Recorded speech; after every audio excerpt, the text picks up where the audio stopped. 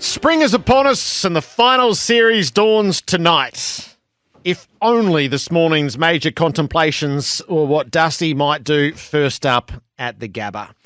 The AFL strategy to sit idle for a week and let the anticipation build has backfired spectacularly as the game's biggest drawcard is engulfed in front page scandal hours out from the first final. Richmond will now spend the day in damage control. The backdrop to tonight heightens beyond survival in a sudden death final.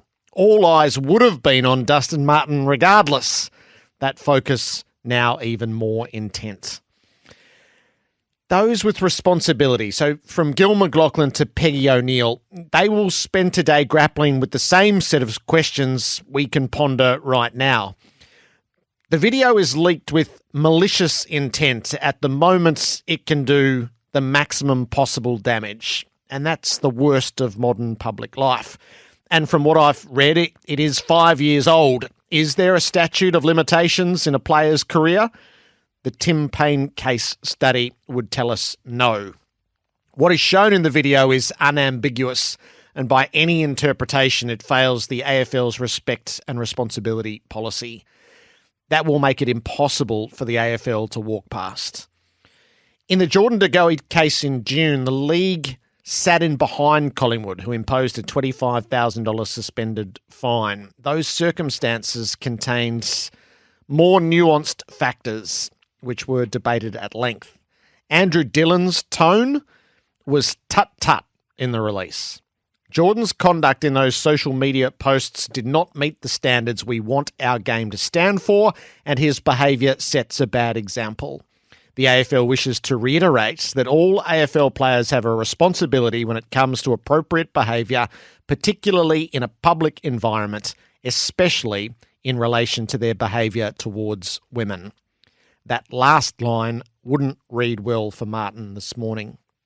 If I drew in a second recent example, it would be how the league dealt with Bailey Smith when a leaked video showed him with an illicit substance.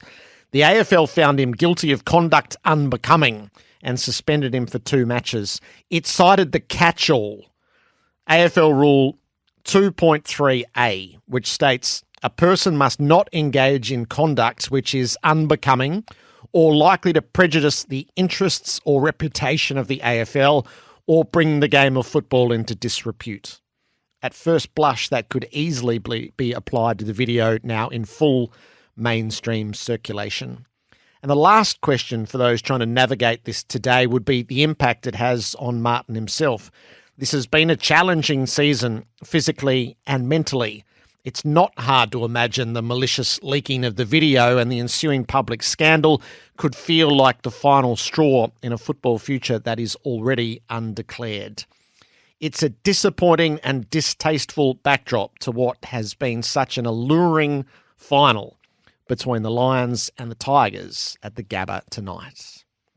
Look, it's just a great place to play footy. You know, we've played here in some big games against this side, you know, the Lions, and it's a great cauldron-like atmosphere. You know, we are very fortunate. We get great support up here from our Tiger faithful, and we're pretty sure they'll show up again come tomorrow night. But I think it's going to be a great game. We've got a little bit of a rivalry with this side as well. We always play in the big games this time of year, and we're looking forward to the challenge. You know, they're probably been a little bit like us. We've both had in different seasons at different stages, but we both know our best footy is more than capable. You know, the first thing is you've got to try and win the contested ball battle. That's always very important. You've got to set up your team defence really well, and the other thing you've got to do is concentrate yourself on scoring, and we're pretty good at that ourselves too. I think we might be second to them just, and they might have only just passed us in the last home and away game. So we've got a similar threat for them as they have from us. We can sit there and can argue back and forth with underdog status. The fact of the matter is we've both got to win. That's the nature of the beast, and it's a great thing about elimination finals. It's been a hell of a season, I reckon. I don't think there's been a better season since I've been coach, so I'm looking forward to seeing what our boys can do. I'd make the case it's the best home and away season this century, and it deserves the climax of a brilliant final series. It starts tonight at the Gabba with the Lions and the Tigers and the 2 coaches there, Damien Hardwick and Chris Fagan.